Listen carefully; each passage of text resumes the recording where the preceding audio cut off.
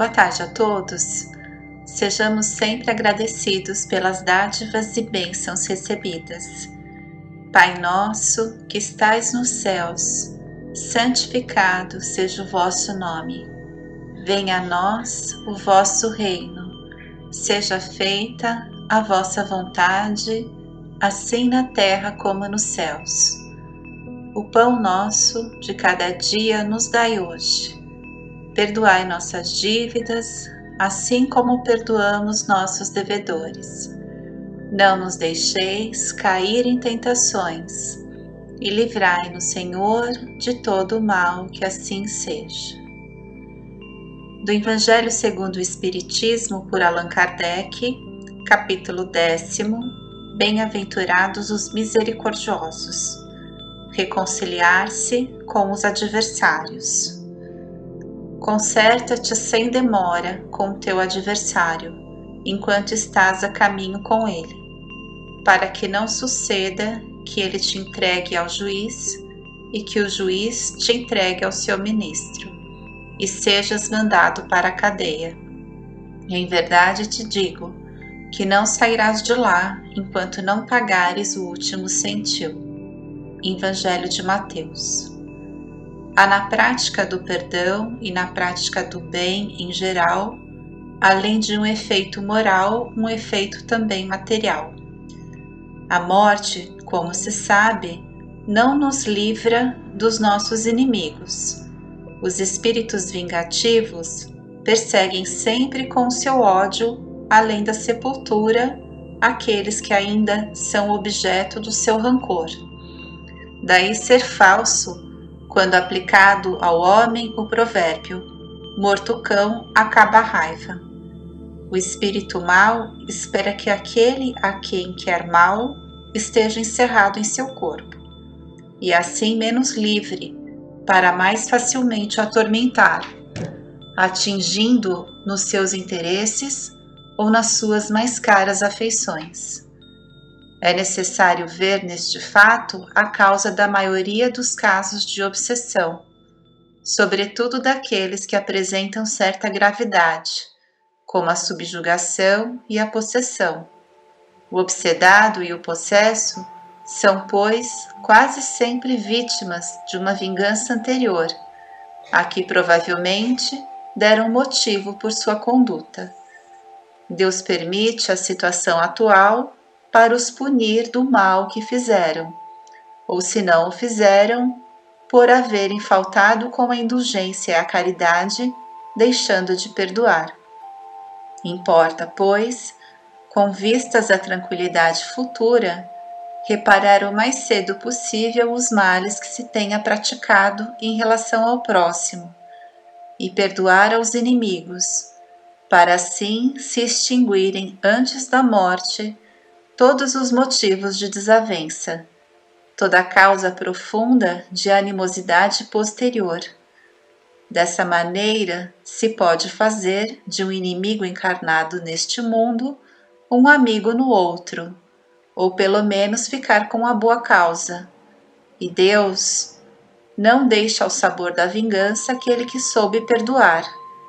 Quando Jesus recomenda que nos reconciliemos o mais cedo possível com o nosso adversário, não quer apenas evitar as discórdias da vida presente, mas também evitar que elas se perpetuem nas existências futuras. Não sairás de lá, disse ele, enquanto não pagares o último centil, ou seja, até que a justiça divina não esteja completamente satisfeita. Todos nós temos necessidade de perdão. Todos nós temos algo a reparar com aqueles que estão conosco na caminhada evolutiva, e ainda somos suscetíveis a desavenças que fortalecem liames e comprometem nossa vida presente e a existência futura. O mal que fizemos ou causamos a outrem, muitas vezes não o faríamos hoje. Mas aqueles a quem causamos mal, ou aqueles que nos fizeram mal, ainda não acreditamos na mudança para desarmarmos e amarmos, conforme Jesus nos ensinou. Por essa razão, a encarnação é necessidade da vida, dando-nos a oportunidade do convívio com aqueles que fazem pulsar nosso coração de maneira diferente.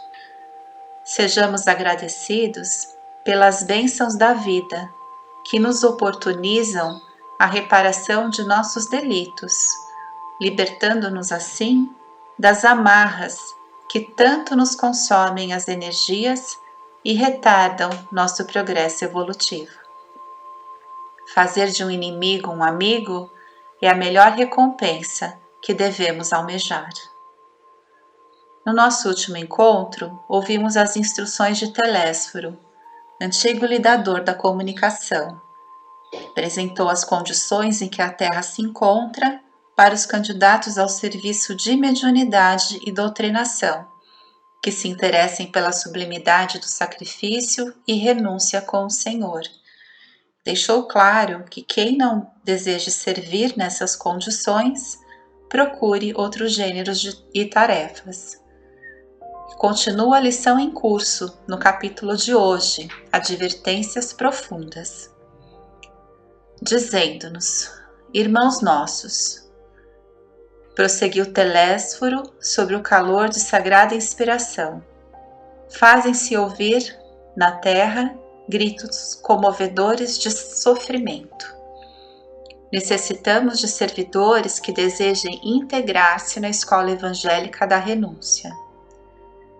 Telésforo diz que desde as primeiras tarefas do Espiritismo renovador, nosso lar e outras colônias de nossa esfera têm enviado diversas turmas ao trabalho de disseminação de valores educativos. Porém, raríssimos conquistam algum êxito nos delicados místeres da mediunidade e da doutrinação. Grandes instrutores no círculo da carne amedrontam-se, por sua vez, diante dos atritos humanos e se recolhem indevidamente na concepção que lhes é própria. Esquecem-se de que Jesus não esperou que os homens lhe atingissem as glórias magnificentes e que, ao invés, desceu até o plano dos homens para amar, ensinar e servir. Não exigiu das criaturas se fizessem imediatamente iguais a ele, mas fez-se como os homens para ajudá-los na subida áspera. E acentua: se o Mestre Divino adotou essa norma, que dizer de nossas obrigações de criaturas falidas? Em derredor de nós mesmos, os laços pessoais constituem extenso campo de atividade para o testemunho.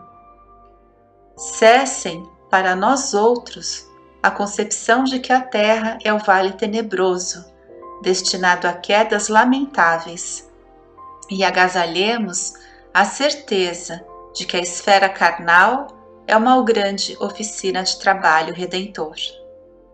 Preparemo-nos para a cooperação eficiente e indispensável. Esqueçamos os erros do passado e lembremo-nos de nossas obrigações fundamentais. A causa geral dos desastres mediúnicos é a ausência da noção de responsabilidade e da recordação do dever a cumprir. Quantos de vós fostes abonados aqui por generosos benfeitores que buscaram auxiliar-vos, condoídos de vosso pretérito cruel? Quantos de vós partistes, entusiastas, formulando enormes promessas? Entretanto, não soubestes recapitular dignamente para aprender a servir conforme os desígnios superiores do Eterno. Como médiuns, muitos de vós preferíeis a inconsciência de vós mesmos. Como doutrinadores, formuláveis conceitos para exportação, jamais para uso próprio. Que resultado atingimos? grandes massas batem as fontes do espiritismo sagrado. Não são procuradores do reino de Deus, e sim caçadores dos interesses pessoais. São sequiosos da facilidade, amigos do menor esforço, os preguiçosos e delinquentes de todas as situações, que desejam ouvir os espíritos desencarnados, receosos todos da acusação que lhes dirige a própria consciência. O fel da dúvida invade o bálsamo da fé nos corações bem intencionados. A ignorância e a maldade entregam-se às manifestações inferiores da magia negra. Tudo isso por quê, meus irmãos? Porque não temos sabido defender o sagrado depósito, por termos esquecido em nossos labores carnais que Espiritismo é revelação divina para a renovação fundamental dos homens. Não atendemos ainda como se faz indispensável a construção do reino de Deus em nós. Contudo, não abandonemos nossos deveres a meio da tarefa. Voltemos ao campo retificando as semeaduras. Aqui estamos todos, companheiros da comunicação, endividados com o mundo, mas esperançosos de êxito em nossa tarefa permanente. O Senhor renova diariamente nossas benditas oportunidades de trabalho, mas para atingirmos os resultados precisos, é imprescindível sejamos seguidores da renunciação ao inferior. Nenhum de nós, dos que aqui nos encontramos, está livre do ciclo de reencarnações na crosta, e somos sequiosos da vida eterna. Não olvidemos o Calvário de Nosso Senhor, convictos de que toda saída dos planos mais baixos deve ser uma subida para a esfera superior. E ninguém espere subir espiritualmente sem esforço, sem suor e sem lágrimas. Nesse momento, Telésforo cessou a preleção. Debaixo de profunda impressão, em face das incisivas declarações do instrutor, André observou que numerosos circunstantes choravam em silêncio. Telésforo, sobre o calor de sagrada inspiração, adverte-nos a responsabilidade do serviço às criaturas através da mediunidade e doutrinação, desde as primeiras tarefas do Espiritismo. Alerta-nos, o entusiasmo somente não é condição segura para realizarmos a tarefa. Precisamos de nos mantermos firmes no propósito de melhoria íntima, para que, fortalecidos, consigamos cumprir a tarefa que assumimos no campo da mediunidade e doutrinação, aliando necessidades de resgate ao serviço redentor. Telésforo coloca-nos na condição de endividados do mundo e que o Senhor renova diariamente nossas benditas oportunidades de trabalho, mas para atingirmos os resultados precisos, é imprescindível sejamos seguidores da renunciação ao inferior. Mais uma vez, somos convidados a lembrar que Jesus desceu até nós, ao plano dos homens, para amar, ensinar e servir. E nós segui-lo dos planos mais baixos para a esfera superior. Depois das instruções de Telésforo, duas senhoras se aproximaram de Aniceto, e uma delas pediu providências em favor de seu filho Otávio. Aniceto esclareceu que não convinha estabelecer plano por enquanto, porque precisava conhecer a solução do processo de médiuns fracassados em que Otávio está envolvido. Conheceremos a queda de Otávio no próximo capítulo. Jesus nos abençoe e até o próximo encontro.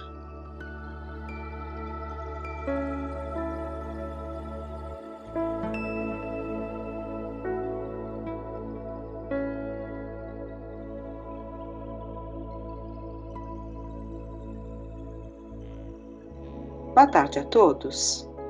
Vamos juntos nesta tarde refletir sobre a importância da composição familiar, entendendo que não existe o acaso, que a vida nos leva para onde temos que estar.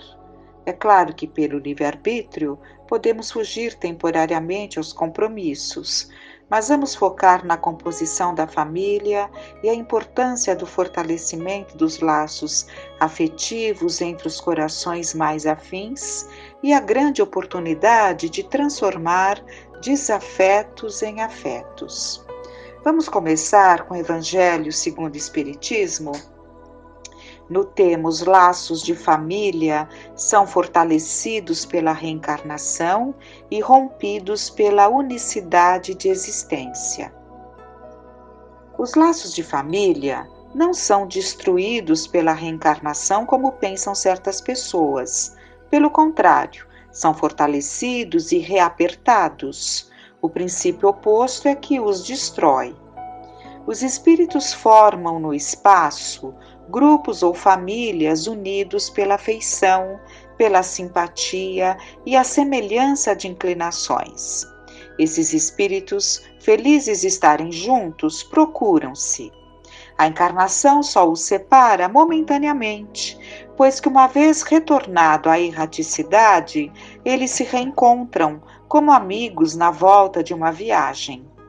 Muitas vezes eles seguem juntos na encarnação, reunindo-se numa mesma família ou no mesmo círculo, e trabalham juntos para o seu progresso comum.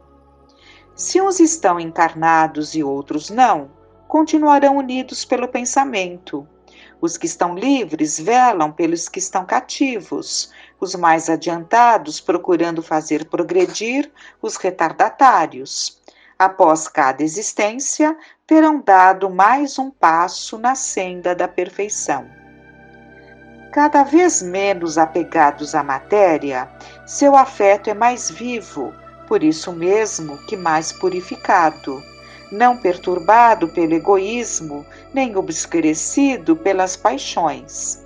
Assim eles podem percorrer um número ilimitado de existências corporais, sem que nenhum acidente perturbe sua afeição comum. Entenda-se bem que se trata aqui da verdadeira afeição espiritual, de alma para alma, a única que sobrevive à destruição do corpo. Pois os seres que se unem na Terra apenas pelos sentidos não têm nenhum motivo para se preocuparem no mundo dos espíritos. Só são duráveis as afeições espirituais. As afeições carnais extinguem-se com a causa que as provocou. Ora, essa causa deixa de existir no mundo dos espíritos, então enquanto a alma sempre existe. Quanto às pessoas que se unem somente por interesse, nada são realmente uma para a outra. A morte as separa na terra e no céu. A união e a afeição entre parentes indicam a simpatia anterior que as aproximou. Por isso disse de uma pessoa cujo caráter, cujos opostos e inclinações nada têm de comum com os dos parentes, que ela não pertence à família. Dizendo isso, enuncia-se uma verdade maior do que a que se pensa. Deus permite essas encarnações de espíritos antipáticos ou estranhos nas famílias com a dupla finalidade de servirem de provas para uns e de meio de progresso para outros. Os maus se melhoram pouco a pouco ao contato dos bons, pelas atenções que deles recebem, seu caráter se abranda, seus costumes se depuram, as antipatias desaparecem. É assim que se produz a fusão das diversas categorias de espíritos, como se faz na Terra entre as raças e os povos. O medo do aumento indefinido da parentela, em consequência da reencarnação, é um medo egoísta, provando que não se possui uma capacidade de amor suficientemente ampla para abranger um grande número de pessoas. Um pai que tem numerosos filhos, por acaso o amaria menos do que se tivesse apenas um? Mas que os egoístas se tranquilizem, pois este medo não tem fundamento. Do fato de ter um homem 10 encarnações, não se segue que tenha de encontrar no mundo dos espíritos 10 pais, 10 mães, 10 esposas e um número proporcional de filhos e de novos parentes. Ele sempre encontrará os mesmos que foram objetos de sua afeição, que lhes estiveram ligados na terra por diversas maneiras e talvez pelas mesmas maneiras. Vejamos agora as consequências da doutrina antirreencarnacionista. Essa doutrina exclui necessariamente a pré-existência da alma, e as almas sendo criadas ao mesmo tempo que os corpos, não existe entre elas nenhuma ligação anterior. São, pois, completamente estranhas umas às outras. O pai é estranho para o filho e a união das famílias fica assim reduzida unicamente à filiação corporal, sem nenhuma ligação espiritual. Não haverá, portanto, nenhum motivo de vanglória por se ter entre os antepassados algumas personagens ilustres. Com a reencarnação, antepassados e descendentes podem ser conhecidos, ter vivido juntos, podem se ter amado e mais tarde se reunirem de novo para estreitar os seus laços de simpatia. Isso no tocante ao passado. Quanto ao futuro, segundo os dogmas fundamentais que decorrem do princípio antirreencarnacionista, a sorte das almas está irrevogavelmente fixada após uma única existência. Essa fixação definitiva da sorte implica a negação de todo progresso, pois se há algum progresso, não pode haver fixação definitiva da sorte. Segundo tenham elas bem ou mal vivido, vão imediatamente para a morada dos bem-aventurados ou para o inferno eterno. Ficam assim imediatamente separadas para sempre, sem esperanças de jamais se reunirem, de tal maneira que pais, mães, filhos, maridos, esposas, irmãos e amigos não têm nunca a certeza de se reverem. É a mais absoluta ruptura dos laços de família.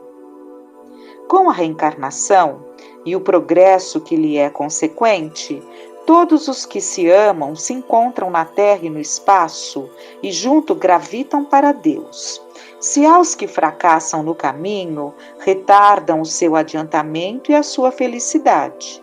Mas nem por isso as esperanças estão perdidas. Ajudados, encorajados e amparados pelos que os amam, sairão um dia do atoleiro em que caíram. Com a reencarnação, enfim, há perpétua solidariedade entre os encarnados e os desencarnados, do que resulta o estreitamento dos laços de afeição. Em resumo, 4 alternativas se apresentam ao homem para o seu futuro do além-túmulo. Primeiro, o nada, segundo a doutrina materialista. Segundo, a absorção no todo universal, segundo a doutrina panteísta. Terceira, a conservação da individualidade com fixação definitiva da sorte, segundo a doutrina da Igreja. Quarta, a conservação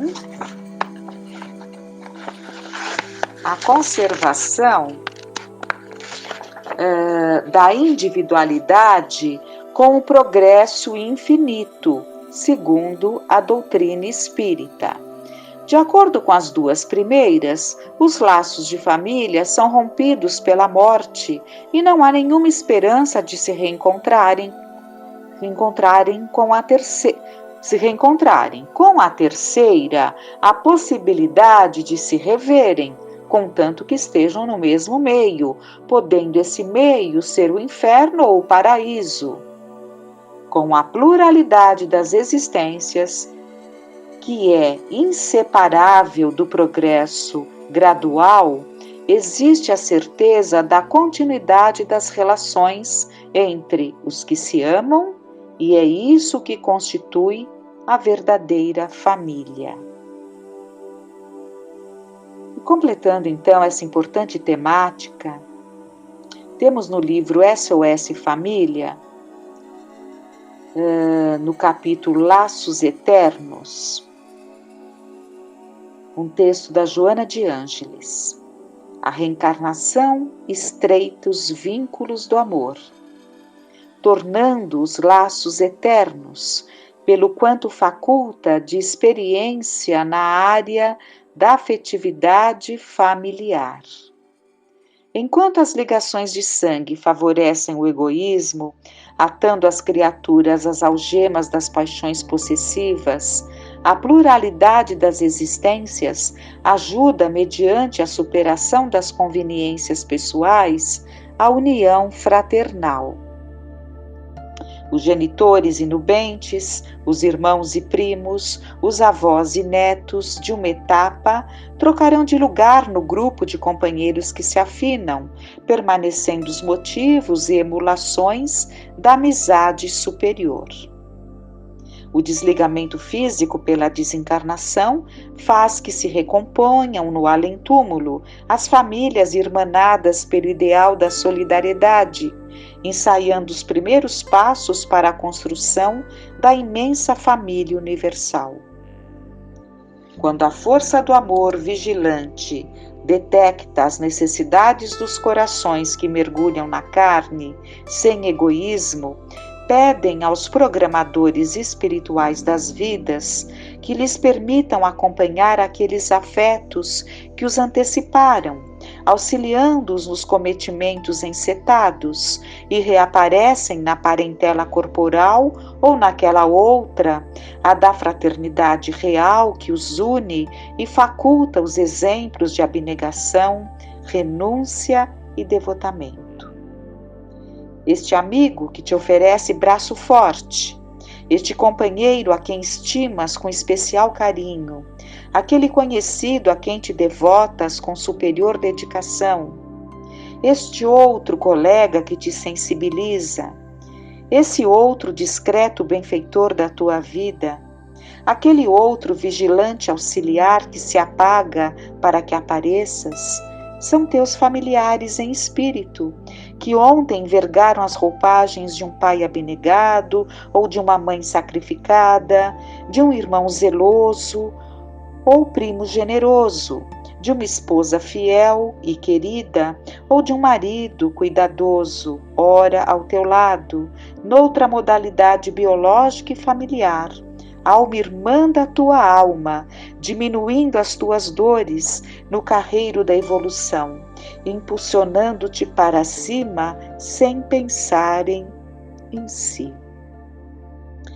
Os adversários gratuitos que te sitiam e perturbam, os que te buscam sedentos e esfaimados, vencidos por paixões mesquinhas, são também familiares outros a quem ludibriaste e traíste, que agora retornam necessitados do teu carinho, da tua reabilitação moral, a fim de que se refaça o grupo espiritual que ascenderá contigo no rumo da felicidade. Jesus, mais de uma vez, confirmou a necessidade dessa fusão dos sentimentos acima dos vínculos humanos, exaltando a superior necessidade da união familiar pelos laços eternos do espírito. A primeira, fê-lo ao exclamar, respondendo à solicitação dos que lhe apontavam a mãezinha amada que o buscava, referindo-se: quem é minha mãe? Quem são meus irmãos? Senão aqueles que fazem a vontade do Pai? Posteriormente, na cruz, quando bradou num sublime testemunho, em resposta direta à mãe angustiada que o inquiria: meu filho, que te fizeram os homens? Elucidando-a e doando-a à humanidade: mulher, eis aí teu filho. Filho, eis aí tua mãe, entregando-o ao seu cuidado, através de cuja ação inaugurou a era da fraternidade universal acima de todos os vínculos terrenos. Joana de Ângeles. Compreendendo então a bênção que nos é oferecida no lar, onde temos a oportunidade de amar, mas também de perdoar, de compreender, de tolerar, de exercer a nossa capacidade de abnegação, de devotamento, de renúncia.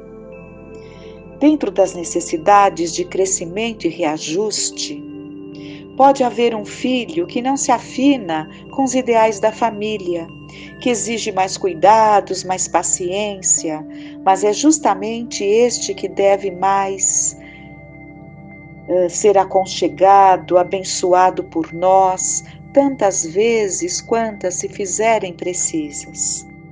Este filho é um encontro marcado, é a oportunidade oferecida por Deus. Outras vezes são pais despreparados, desorientados, mas é a grande oportunidade de observar suas lutas. E assim como um dia certamente rogaram a Deus e nos abençoaram, abençoemos também aqueles que largaram as conveniências da própria liberdade, que sacrificaram a juventude para que pudéssemos viver e que talvez não puderam ser felizes como pretendiam, fortes como gostariam. Nesses tempos que vivemos, que propiciam uma maior aproximação da família no convívio mais estreito e constante entre pais, filhos, irmãos, quantos não se beneficiam, não têm se beneficiado, fortalecendo, estreitando laços, mas infelizmente quantas desuniões, quantas separações. Peçamos então a Deus, a Jesus, que nos abençoe, fortaleça, rogando ao Pai pelos nossos, por todos os lares, para que haja paz e compreensão. Que vibrações amorosas possam alcançar o coração de encarnado e desencarnado em sofrimento. Mas te rogamos, Pai, também que nos ajude a ter a alegria de viver, a esperança nos trazendo a certeza de bons tempos. Pai nosso que estais nos céus, santificado seja o vosso nome. Venha a nós o vosso reino. Seja feita a vossa vontade, assim na terra como no céu. O pão nosso de cada dia dai-nos hoje. Perdoai as nossas dívidas, assim como perdoamos aos nossos devedores. Não nos deixeis cair em tentação, mas livrai-nos de todo mal. Que fiquemos em paz.